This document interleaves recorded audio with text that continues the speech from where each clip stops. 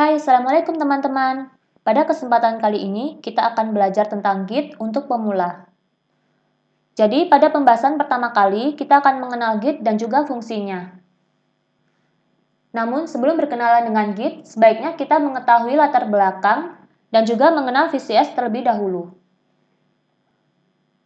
Pengendali versi atau Version Control System adalah sistem yang merekam perubahan pada file atau sekumpulan file dari waktu ke waktu. Misalkan sebagai contoh, kita adalah seorang programmer atau desainer. Biasanya kita akan beberapa kali melakukan perubahan terhadap sebuah file. Nah, dengan menggunakan pengendali versi, perubahan-perubahan yang kita lakukan akan direkam. Hal ini memungkinkan kita untuk mengembalikan ke versi sebelumnya ataupun membandingkan perubahan file dari waktu ke waktu. Nah, di sini contohnya saya mempunyai beberapa file index, di mana ketika saya hendak mengubah file index ini, biasanya saya akan membackup terlebih dahulu. Misalkan di sini saya akan ubah namanya menjadi index revisi 4 sebagai backup ya. Baru saya akan mengubah file tersebut. Atau langkah lain, biasanya kita bisa memberikan komentar pada file tersebut. Di sini misalkan kita akan mengubah gambar logo gitu ya. Biasanya kita akan tambahkan komentar seperti ini. Ubah logo pada tanggal 22 Juni 2020 misalkan. Di sini misalkan kita ubah logonya menjadi logo perusahaan.png, baru kita simpan. Lalu misalkan kita akan mengubah nama menu di sini menjadi tentang kami ya. Nah, di sini kita bisa tambahkan komentar. Misalkan seperti ini. Ubah menu About Me pada tanggal 22 Juni 2020. Nah, penggunaan cara seperti ini lumayan agak ribet ya. Dan di sini semakin sering kita membackup, maka filenya akan semakin banyak. Padahal file yang dibutuhkan hanya satu.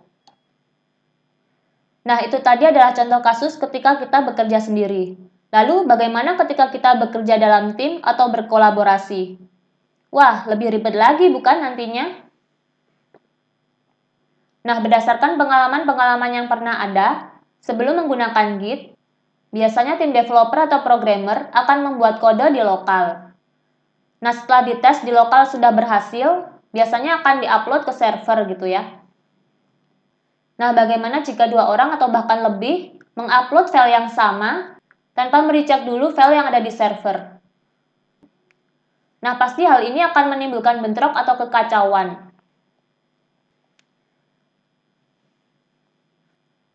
Nah, untuk itu VCS ini sangat bermanfaat ketika kita bekerja dalam tim, yaitu untuk menghindari dan memecahkan masalah. Karena dengan menggunakan VCS, kita dapat melihat siapa yang terakhir memodifikasi, kapan terakhir dimodifikasi, dan sebagainya.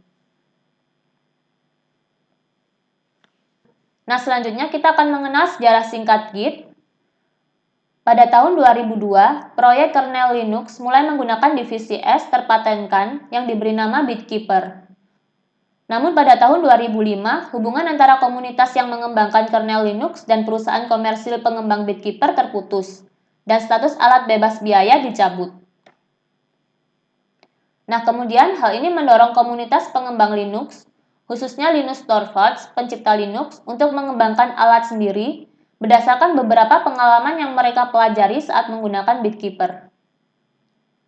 Beberapa tujuan dari sistem baru yang akan dibuat antara lain kecepatan, desain sederhana, dukungan kuat untuk pengembangan nonlinear, sepenuhnya didistribusikan atau benar-benar tersebar, dan mampu menangani proyek besar seperti Linux secara efisien.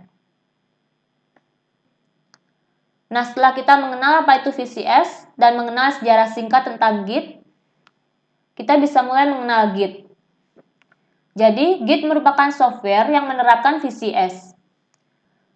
Git adalah sistem pengendali versi terdistribusi yang gratis dan open source. Dirancang untuk menangani segala sesuatu dari proyek kecil hingga proyek sangat besar dengan kecepatan dan efisiensi. Git cukup mudah dipelajari dan memiliki jejak kecil, namun memiliki kinerja yang cepat. Nah, untuk lebih jelasnya, teman-teman bisa membuka websitenya, yaitu di git-scm.com. Di sini teman-teman bisa membuka menu-menunya ya. Nah, di sini ada documentation-nya. Teman-teman bisa buka book. Nah, di sini teman-teman bisa baca ya.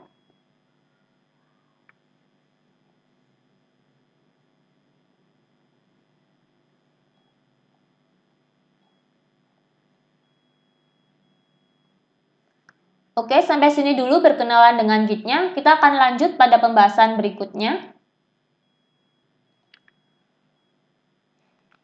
Kita akan masuk ke materi berikutnya, yaitu mengapa sih harus menggunakan Git. Oke, sampai jumpa.